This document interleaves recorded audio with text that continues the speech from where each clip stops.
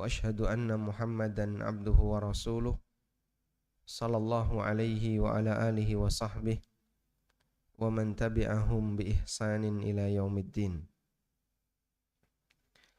Alhamdulillah, puji syukur kita haturkan kehadirat Allah Subhanahu wa Ta'ala. Kembali di kesempatan pagi ini kita melanjutkan kajian rutin dengan membaca kitab Riyadhus Shalihin. Dan insyaallah kita akan membaca hadis yang kedua di bab tentang penjelasan banyaknya jalan menuju kebaikan. Yang akan kita baca adalah hadis dari Abu Dzar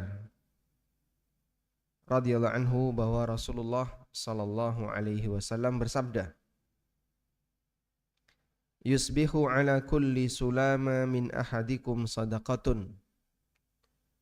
Di setiap pagi ada kewajiban untuk bersedekah, untuk mensedekahi setiap ruas tulang kalian.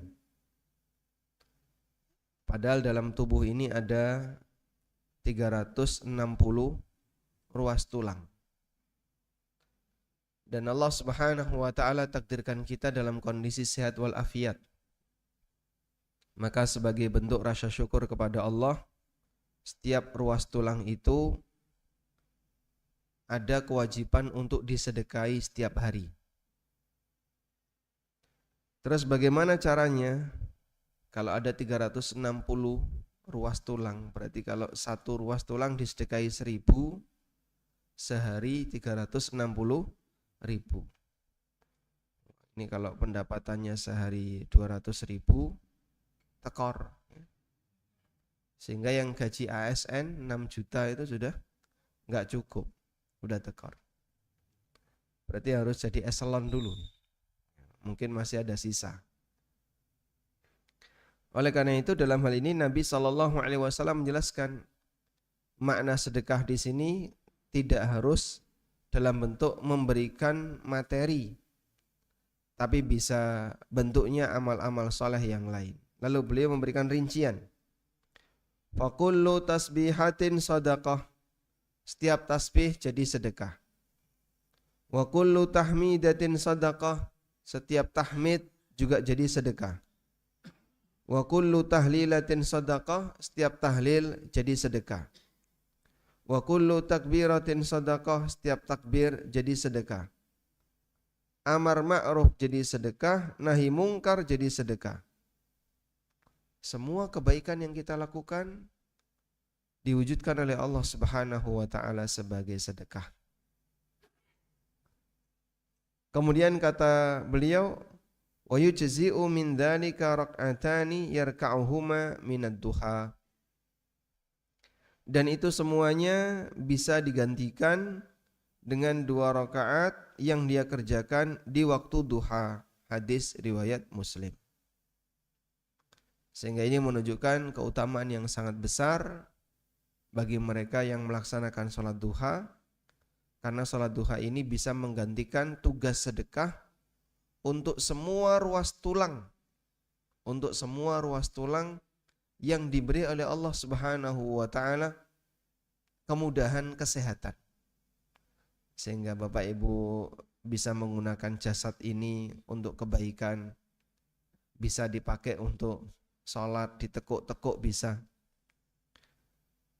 Dengan mengerjakan 2 rakaat sholat duha menggantikan semua tugas sedekah tersebut. Apa yang dimaksud bahwa dengan sholat duha maka itu bisa menggantikan semuanya? Ada penjelasan seperti ini, Pak. Kita diberi oleh Allah Ta'ala kesehatan, tujuannya adalah agar manusia bisa menjalankan perintah dan menjauhi larangan. Jadi tugas sedekah yang ini bentuknya adalah semua amal soleh yang dilakukan oleh hamba, maka dia bisa menjadi tugas sedekah. Apabila kemudian di situ ada 2 keadaan. Ada 2 keadaan. Yang pertama, jika dia tidak sholat duha. Jika tidak sholat duha, maka amal-amal itu akan jadi kompensasi. Akan jadi kompensasi tugas sedekah. Yang kedua, jika dia sholat duha, maka amal-amal itu akan jadi simpanan, sehingga menambah bekal dia menuju alam akhirat, karena amal-amal itu jika diterima akan menjadi simpanan baginya. Demikian keterangan yang pernah disampaikan oleh Imam Ibnu Utsaimin rahimahullah. Sehingga ini menunjukkan keutamaan besar orang untuk melaksanakan sholat duha. Selanjutnya, tentang sholat duha. Jamaah dimulakan Allah Ta'ala, kenapa dinamakan sebagai sholat duha? Mengingat waktunya. Karena ada beberapa amalan itu dinamakan dengan amal tertentu sesuai dengan nama waktu. Sebagaimana kita kenal untuk nama beberapa ibadah, misalnya zakat fitri, karena ditunaikan ketika Idul Fitri. Salat duha karena dia ditunaikan ketika waktu duha, dan seterusnya. Salat asar karena dia ditunaikan di waktu asar. Salat maghrib ditunaikan di waktu maghrib. Tapi ada ibadah yang dia diberi nama bukan berdasarkan waktu. Contohnya salat tahajud. Ada enggak nama waktu tahajud? Enggak ada ya. Adanya apa? Malam. Sepertiga malam terakhir, tengah malam, atau awal malam, atau yang lainnya. Sehingga dia disebut sebagai salat duha, mengingat waktu pelaksanaannya di waktu duha. Nah, kapan waktu duha itu? Waktu duha. Ad-duha secara makna bahasa artinya adalah al-idha'ah. Ad-duha secara makna bahasa artinya al-idha'ah. Bersinar. Saat bersinar. Dan yang dimaksud bersinar di sini apa? Matahari. Allah Subhanahu wa taala berfirman, memberikan jaminan penduduk surga itu tidak akan kemanasan. Allah Ta'ala mengatakan, wa innaka alla taju'a fiha wa la tadha. Coba kita lihat ayat ini. Wa annaka la tadma'u fiha wa la tadha. Ini jaminan yang diberikan oleh Allah Ta'ala kepada Adam ketika beliau di dalam surga. Faqulna ya Adamu inna hadha aduwwun laka wa li zawjik. Kami berfirman, wahai Adam, inna hadha, sesungguhnya makhluk ini yaitu iblis. Aduwwun laka, merupakan musuh bagimu, wa li zawjika, dan musuh bagi istrimu. Fala yukhrijannakuma minal jannah. Jangan sampai dia mengeluarkan kamu dari surga, fatashqa, sehingga kau akan jadi orang yang celaka. Innalaka alla taju'a fiha wa la ta'ra. Di dalam surga kau tidak akan pernah mengalami kelaparan, wa la ta'ra, dan tidak akan pernah telanjang. Pakaian itu nikmat enggak, Pak? Ya? Anda merasakan pakaian itu nikmat enggak? Nikmat. Mana yang lebih nikmat? Pakaian atau makanan? Hah? Lebih tinggi nikmat mana, Pak? Pakaian atau makanan? Pakaian.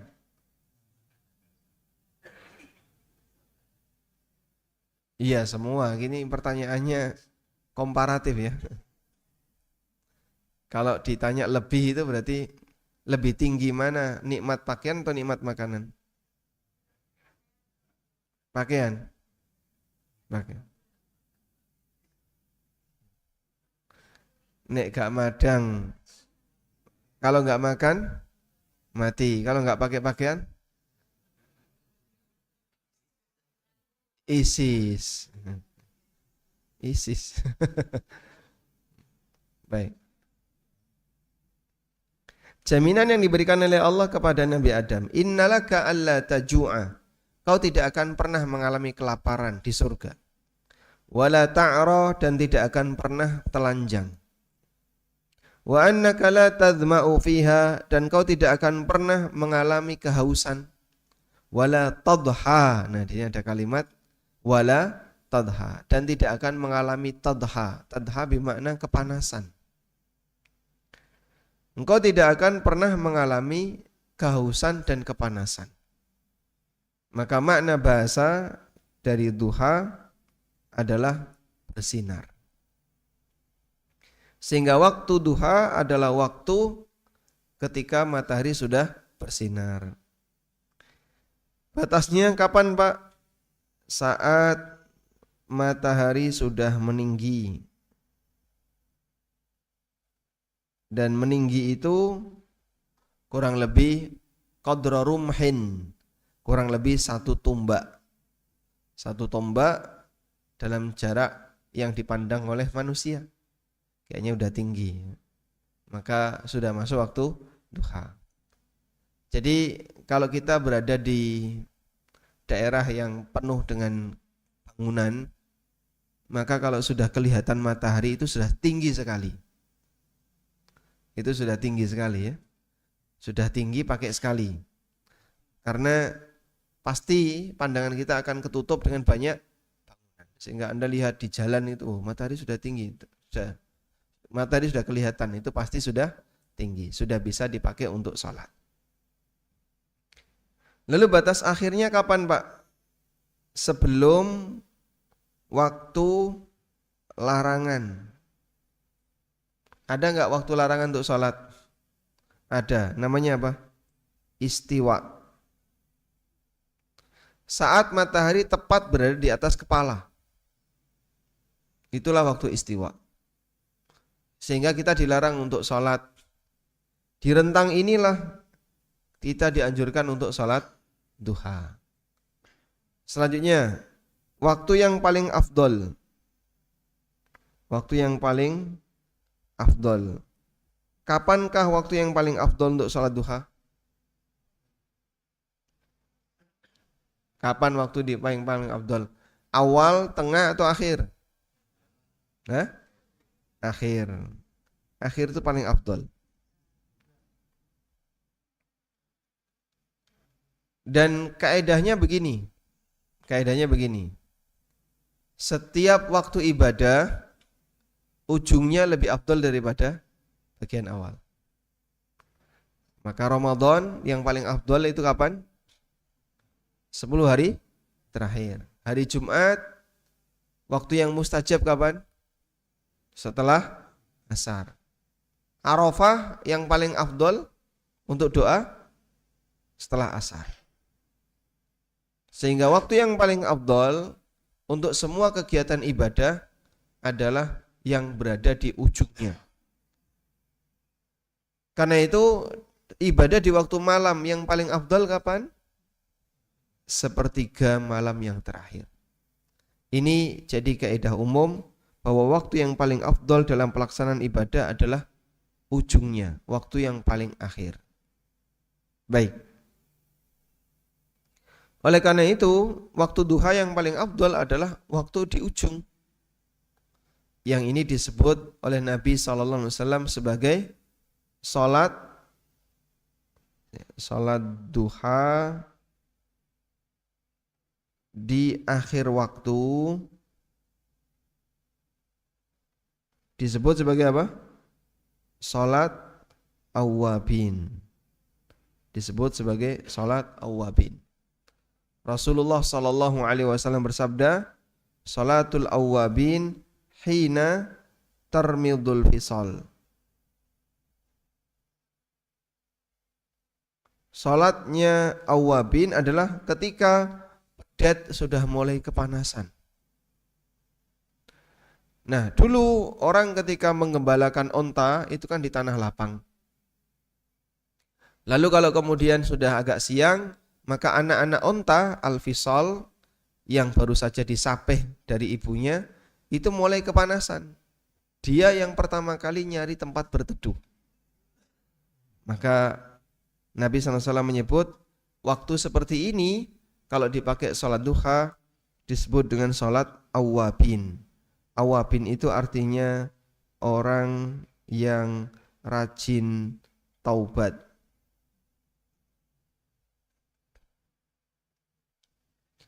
Kenapa ini menjadi waktu yang paling afdal?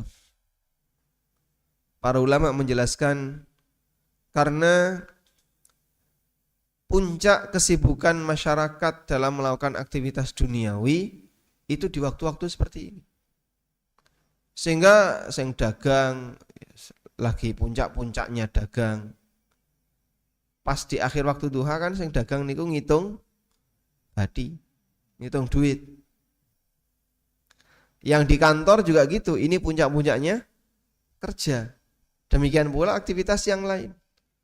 Maka di saat semua hamba sedang sibuk ngurusi dunia, lalu ada orang yang dia justru menghadap Allah untuk beribadah, dia menunjukkan, praktik ini menunjukkan bahwasanya dia adalah orang yang rajin kembali kepada Allah. Dan itulah orang yang banyak bertaubat. Maka disebut sebagai awwabin.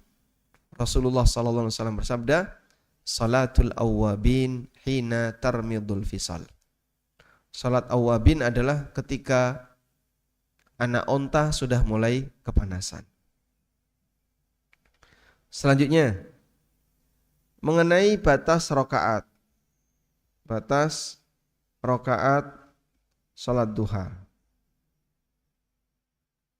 Ada batas minimal. Berapa minimalnya? 1 rokaat boleh enggak? Kenapa? Tidak ada witir siang hari. Adanya sholat duha, dan sholat duha tidak ganjil, sehingga minimalnya adalah 2 rakaat. Berikutnya, terus batas maksimal berapa Pak? Hah? 4? 8. Yang benar, ulama memang beda pendapat. Ada yang mengatakan 12, ada yang mengatakan 8, dan seterusnya. Tapi yang benar tidak ada batas. Andai kan ada orang yang nganggur misalnya di siang hari ya, terus dari mulai syuruk dia masuk masjid, gak keluar-keluar sampai menjelang duhur, 2 rakaat, 2 rakaat, 2 rakaat, terus seperti itu. Berapa kali Pak? Wallahu a'lam. Sak kuwate. Sampai saya ngelakoni ra iso ngitung. Boleh seperti ini? Boleh. Karena sholat duha tidak ada batas maksimal jumlah rakaatnya. Mau 18 boleh, 20 juga boleh, dan seterusnya. Baik. Kita bisa melihat situasi seperti ini. Kalau ada orang yang dia sedang nunggu imam di Masjidil Haram atau Masjid Nabawi. Jumatan di sana kok datang setelah imam naik mimbar, alamat apa? Nggak dapat tempat, nanti di luar, panasnya Masya Allah. Sehingga kalau pengen masuk ke dalam masjid, maka dia harus berjuang untuk berangkat maksimal jam 10. Di atas jam 10 itu sudah ditutup pintunya. Sementara khatibnya naik mimbar 12:30. Jam 10 sudah ada di masjid, khatib naik mimbar 12:30. Ngapain Pak? Ada yang tawaf, ada yang sholat, ada yang baca Quran. Intinya isinya ibadah. Maka saat orang itu sholat dari mulai jam 10 sampai jam 12, lumayan itu. Dia bisa sholat 20 rakaat. Dia bisa sholat 20 rakaat. Terus yang benar gimana itu Pak? Tidak masalah karena sholat duha yang benar tidak ada batas. Orang bisa sholat duha dengan jumlah rakaat yang mampu dan yang sanggup dia lakukan. Wallahu a'lam. Selanjutnya tentang bacaan sholat duha. Ada bacaan sholat duha. Pada prinsipnya tidak ada panduan khusus mengenai bacaan sholat duha. Meskipun ada sebagian ulama yang beristihad, tapi sifatnya hanya dikait-kaitkan. Kok ada kata duha di situ, ya sudah dipakai saja untuk sholat duha. Wasyamsi wa duhaha, demi matahari dan demi duhanya. Duhanya itu apa? Sinarnya. Allah nyebut sinar matahari dengan duha. Wadduha wal laili idza saja ma wadda'aka rabbuka wa ma qala. Ini surat Ad-Duha. Nah, sebagian ulama menganjurkan rakaat pertama baca wasyamsi wa duhaha, rakaat kedua membaca surat Ad-Duha. Tapi tidak ada dalil yang kami ketahui, dan kita juga sudah pernah berusaha nyari-nyari di mana sih bukti bahwasanya ini itu dianjurkan, ternyata juga tidak ada. Artinya mengenai bacaan sholat duha itu sifatnya batal. Kok batal? Bebas. Arab nulis bebas kok jadi batal. Bacaan sholat duha bebas. Baik. Ada satu doa. Allahumma inna hadha duha duhauka wal baha'a bahauka. Dan doa ini saya temukan di kitab I'anatul Talibin Abu Bakar Ad-Dimyati. Namun beliau tidak menyebutkan dalil, cuman beliau anjurkan silahkan berdoa semacam ini. Kalau dari sisi teks doanya bagus ya. Namun kita tidak meyakini itu sebagai sabda Nabi sallallahu alaihi wasallam, ketika di sini tidak ada bukti bahwasanya itu adalah sabda Rasulullah sallallahu alaihi wasallam. Wallahu alam. Kemudian kita coba lihat mengenai keterangan para ulama tentang salat duha. Ada yang disebut dengan salatul isyraq. Dan salat isyraq adalah salatul duha fi awwali waqtiha. Salat duha di awal waktu. Salat duha yang pertama itu disebut dengan salat isyraq. Dalam Al-Mawsu'ah Al-Fiqhiyah, ensiklopedia fikih, dinyatakan bitatabbu'i dhahiri aqwalil fuqaha wal muhadditsin yatabayyan, dengan melihat pendapat banyak ulama dan ahli hadis maka kita dapat kesimpulan anna salatad duha wa salatal isyraq wahidah, bahwa salat duha dan salat isyraq itu sama. Idh kulluhum dzakaru waqtaha min ba'dit tulu ila zawal, karena semuanya menyebutkan salat duha kan waktunya antara terbit matahari sampai zawal. Walam yufassilu bainahuma, dan mereka tidak memberikan rincian. Wakila, dan ada yang mengatakan salat isyraq itu bukan salat duha. Wa alaihi fa waqtu salatil isyraq, sehingga waktu salat isyraq adalah ba'da tulu'i syamsi inda zawali waqtil karahah, setelah matahari terbit, pasca waktu makruhnya sholat atau waktu larangan sholat sudah berlalu. Baik. Jadi ulama beda pendapat apakah sholat isyraq itu sholat duha atau tidak.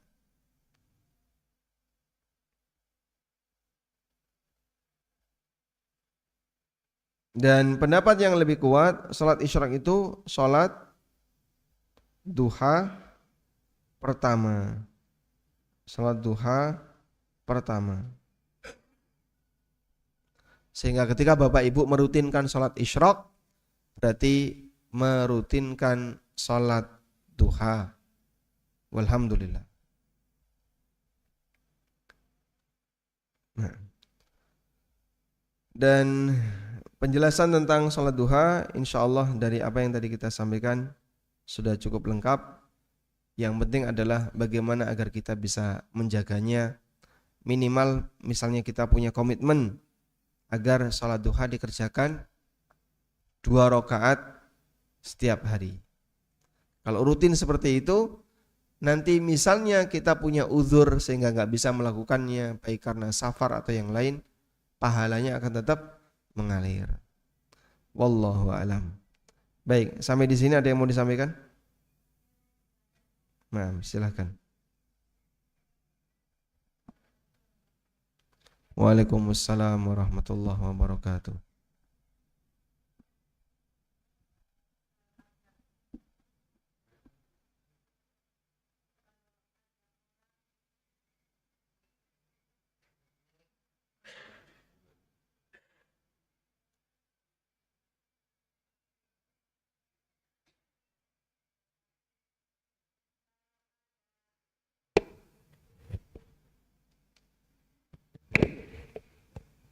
Assalamualaikum warahmatullahi wabarakatuh.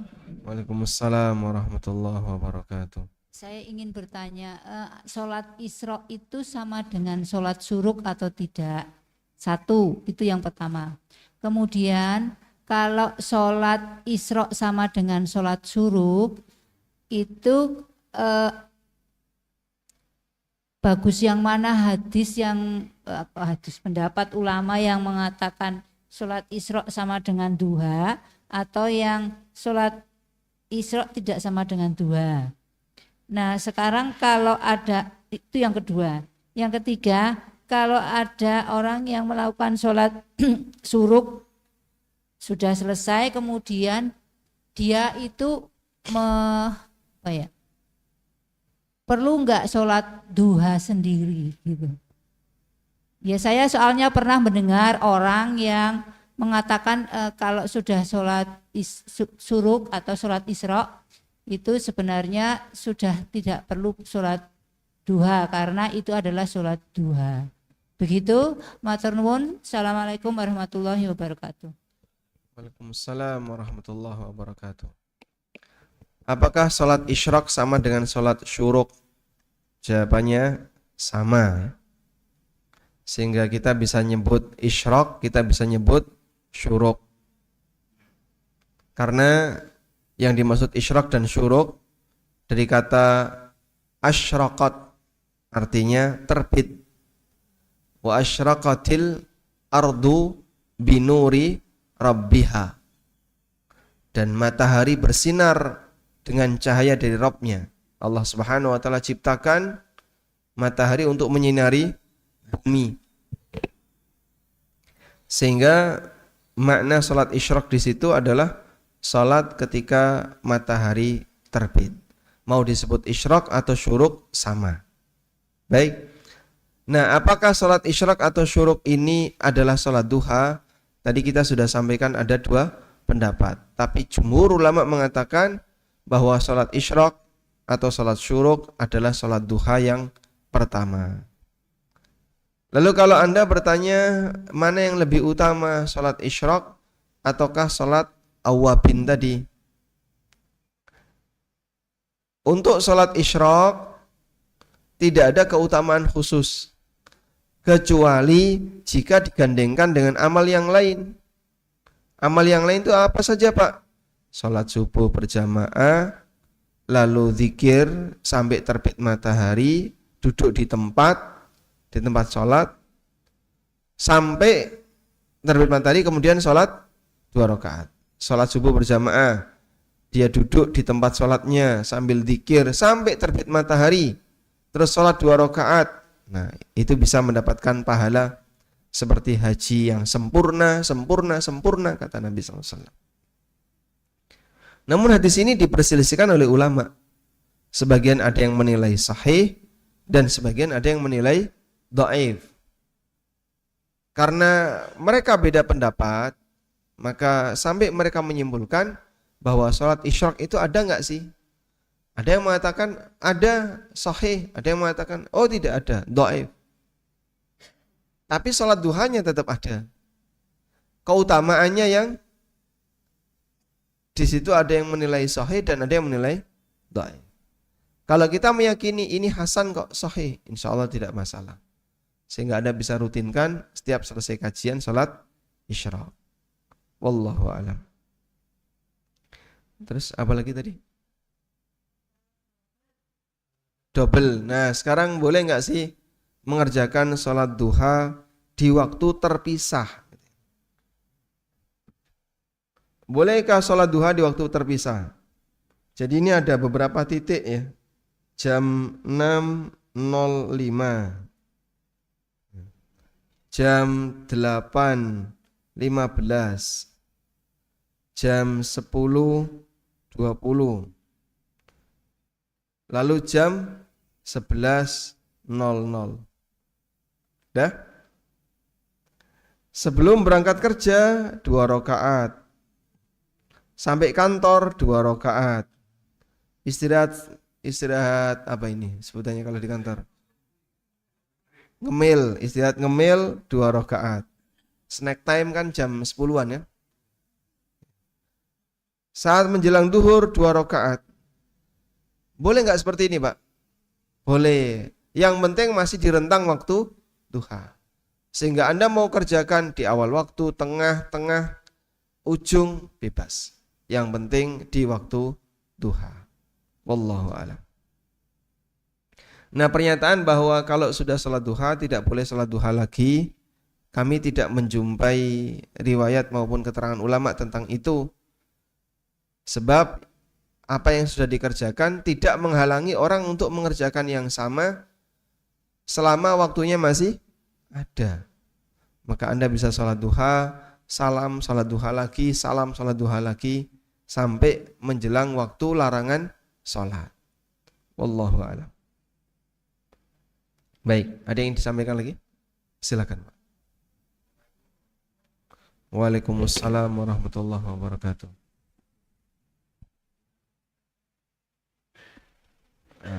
Minta dibantu mikrofon.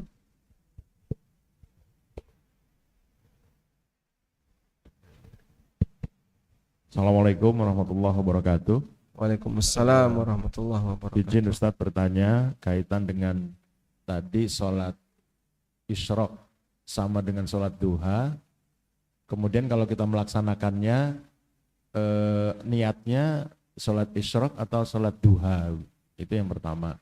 Kemudian yang kedua untuk sholat ketika kita melaksanakan sholat isyraq kemudian kita meneruskannya dengan sholat duha di tempat yang sama, misalnya nanti sholat isyraq dulu kemudian dilanjutkan dengan sholat duha, itu apakah juga boleh gitu. Yang ketiga, sholat duha itu apakah boleh dikerjakan berjamaah? Demikian Ustadz. Assalamualaikum warahmatullahi wabarakatuh. Waalaikumsalam warahmatullahi wabarakatuh. Apakah sholat duha boleh dikerjakan berjamaah? Jika sesekali dan bukan rutin, insya Allah tidak masalah. Anas bin Malik radhiyallahu anhu punya nenek, namanya siapa neneknya Anas? Mulaikah. Ibu Mulaikah. Mulaikah ini pernah masak, lalu mengundang Rasulullah SAW untuk ke rumahnya. Datanglah Nabi SAW ke rumah Mulaikah dan makan di tempatnya Mulaikah. Kemudian Nabi SAW meminta kepada mereka, di tempat mana aku boleh sholat? Ditunjukkan di sini ya Rasulullah. Kata Anas, aku pun menggelar tikar yang sudah ngelinting, saking lamanya nggak dipakai. Akhirnya tikar itu disirami dengan air agar bisa digelar. Karena kalau tidak dibasahi, melungker terus, gulung terus. Akhirnya digelar, dibasahi. Terus kata beliau, fasalla bina Rasulullah SAW. Kemudian Nabi SAW salat mengimami kami. ana wa yatimun wara'ahu, saya bersama dengan seorang anak yatim di belakang beliau, wan nisa'u wara'ana, sementara wanita berada di belakang kami. Dan itu di waktu duha. Maka Nabi SAW terkadang sholat berjamaah di waktu duha. Di rumahnya Mulaikah tadi. Tapi ini sifatnya bukan rutinitas ya, insidental. Sehingga sesekali kita sholat duha berjamaah suami istri, boleh enggak? Boleh. Sesekali ya, bukan tiap hari duha jamaah. Karena kalau tiap hari duha jamaah ini menyalahi sunnah. Selanjutnya nomor 2 tadi apa? Niat apa? Niat sholat isyraq sekaligus duha. Niatnya yang benar yang mana? Isyraq atau duha? Dua-duanya bisa. Sholat duha karena di waktu duha, sholat isyraq karena dilakukan baru saja matahari terbit. Dilakukan tepat setelah matahari terbit. Maka mau dinamakan sholat isyraq monggo, diniatkan sholat duha silahkan. Dua-duanya bisa. Wallahu alam. Cukup? Satu lagi apa tadi? Sebentar dulu. Enggak, tadi ada yang kelewat kayaknya.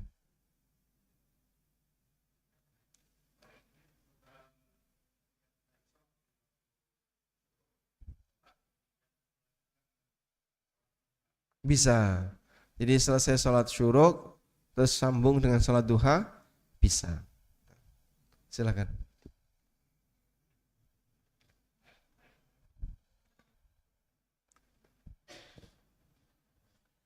Assalamualaikum warahmatullahi wabarakatuh. Waalaikumsalam warahmatullahi wabarakatuh.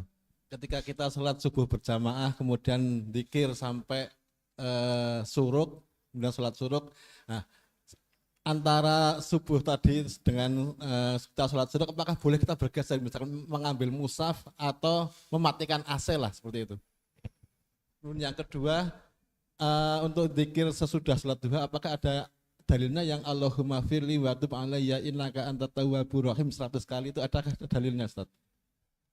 Baik. Yang pertama, kalau kita dzikir di masjid untuk nunggu sholat syuruk, apakah harus di tempat sholat itu tidak boleh geser? Boleh enggak kita geser? Ada dua pendapat dalam hal ini. Ada yang mengatakan enggak boleh geser. Apapun alasannya, selama bulan darurat ya. Kecuali kalau duduk di situ kelamaan pingsan, nah itu darurat. Sehingga sepanjang dia masih bisa bertahan, bertahan. Masalah mematikan AC dan seterusnya, itu biar dikerjakan orang lain. Misalnya kalau bapak mau fokus. Dan ini pendapat Muhammad bin Mukhtar Asy-Syinkiti. Syekh Muhammad Mukhtar Asy-Syinkiti. Yang kedua, tidak disyaratkan harus duduk di tempat sholat itu. Boleh selama tidak keluar masjid. Boleh bergerak, pindah selama tidak keluar masjid. Sehingga bapak ngambil mushaf, bapak mateni lampu, mateni kipas. Ini kipas tornado kan misalnya suaranya berisik ya.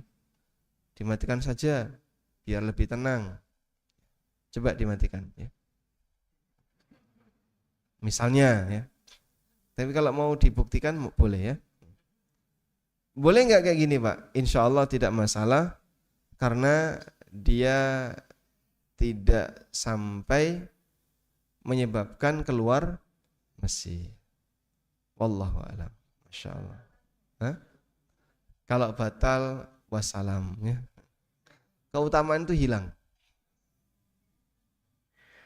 Karena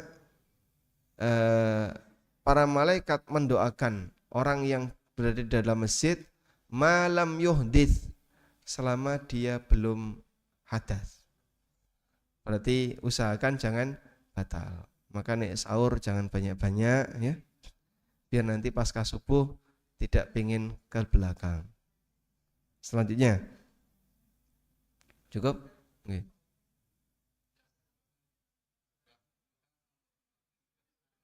Allahumma ighfir wa tub alayya innaka anta, coba kita lihat ya.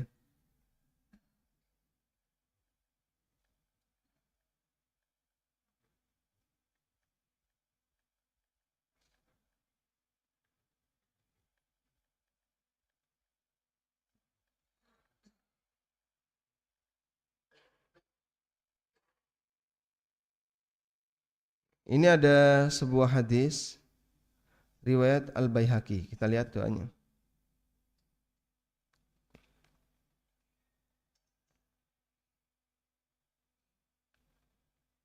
Al-Baihaqi dalam kitab beliau Ad-Da'awat Al-Kabir, kumpulan doa-doa.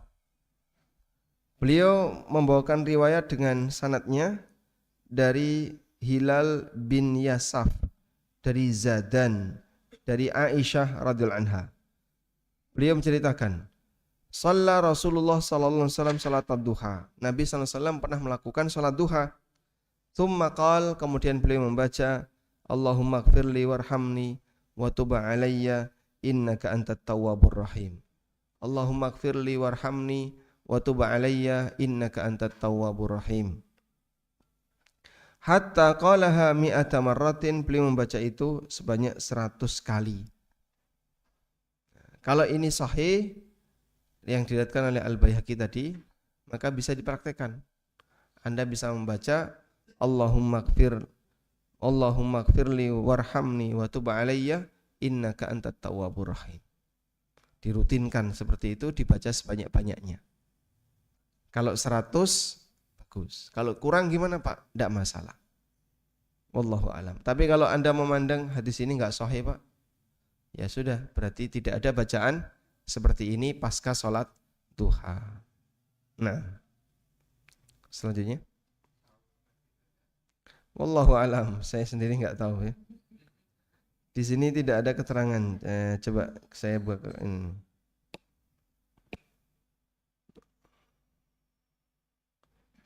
Ada enggak keterangan di sini?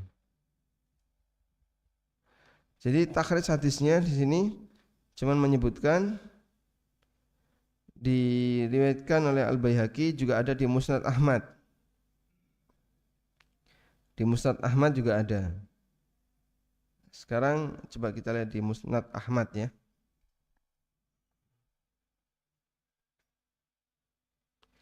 Ini riwayat di Musnad Imam Ahmad. Cuman juga enggak ada keterangan apakah ini masuk kategori sahih atau tidak.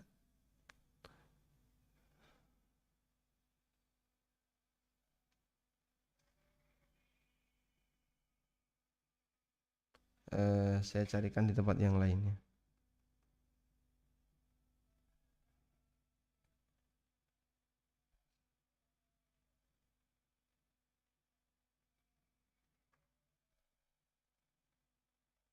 Ini ada doa itu tapi dibaca di majelis ilmu, bukan di salat duha.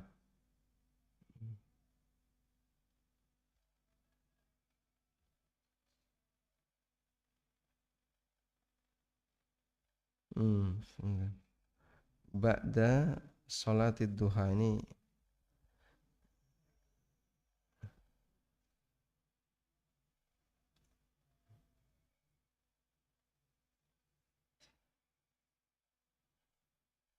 ini ada di kitab Zadul Ma'ad, tapi juga tidak diberi keterangan tentang apakah itu sahih atau tidak. Beliau hanya sebutkan ada riwayat seperti ini, ada riwayat seperti ini. Berharap saja itu sahih sehingga bisa diamalkan. Rabbighfirli warhamni wa tub alayya innaka anta at-tawwabur rahim. Bisa Rabbi, bisa Allahumma. Allahumma ighfirli warhamni wa tub alayya. Nah, wallahu alam. Selanjutnya. Warahmatullahi wabarakatuh. Waalaikumsalam warahmatullahi wabarakatuh. Sedikit Ustaz mengenai konsekuensi dari sholat yang dilakukan di waktu terlarang. Apakah itu hanya sholatnya tidak sah atau ada konsekuensi dosa? Itu saja. Assalamualaikum warahmatullahi wabarakatuh. Waalaikumsalam warahmatullahi wabarakatuh. Ada kaidah an-nahyu yaqtadil fasad. Kalau ada larangan, maka amalan itu berarti tidak sah. Karena dia dilarang. Sehingga kamu enggak boleh melakukannya. Ada orang puasa di tanggal 1 Syawal, sah enggak puasanya? Hah? Tidak. Walaupun dia puasanya dengan cara yang benar. Tapi Pak, saya itu sahur Pak. Setelah sahur, belum masuk subuh, saya itu sudah enggak puasa. Saya sudah enggak makan minum. Padahal belum masuk subuh, misalnya kurang 5 menit. setelah itu saya puasa sampai maghrib ketika Idul Fitri, ya tetap batal karena kau puasa kapan? Di hari larangan untuk berpuasa. Maka an-nahyu yaqtadil fasad, adanya larangan itu menyebabkan amalan tersebut rusak. Artinya batal. Terus apakah berdosa? Berdosa juga. Kenapa? Melanggar larangan. Nabi SAW pernah perintahkan sahabat untuk tidak puasa pada saat safar. Jangan puasa. Tapi tetap ada yang nekat puasa. Lalu Rasulullah SAW mengatakan, ulaikal usad. Yang puasa itu durhaka. Yang puasa itu durhaka. Lakoni puasa malah disebut usad, durhaka, maksiat. Maka tidak semua meninggalkan ibadah itu lebih buruk daripada yang mengamalkan ibadah. Dalam arti semuanya butuh ilmu. Ilmu ini jadi panduan kapan saya harus bergerak, di mana saya harus bergerak. Wallahu a'lam. Ya. Waalaikumsalam warahmatullahi.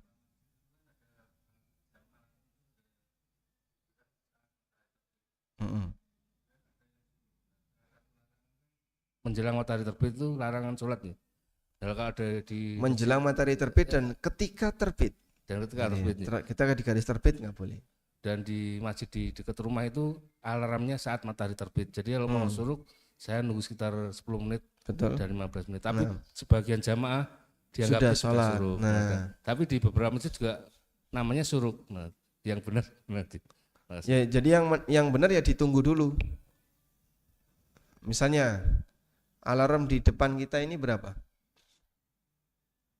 Syuruknya jam berapa? 5.53 atau 5.52. Ini sudah terbit ya. Tapi kan belum nampak sinarnya. Karena dia terbit, di garis terbit, terus nunggu tinggi, baru kemudian nampak sinarnya.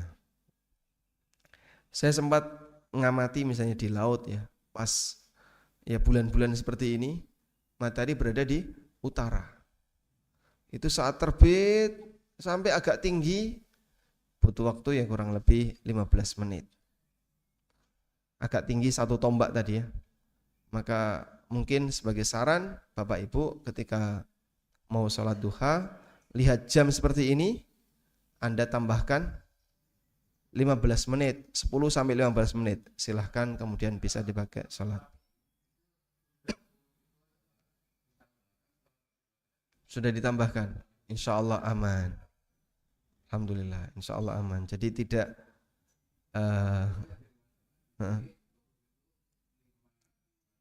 ya. Oh ya, tergantung yang jual alatnya.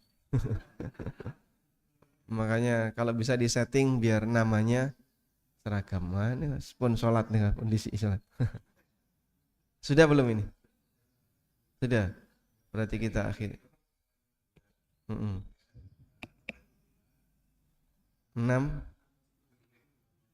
5 menit lagi sekarang.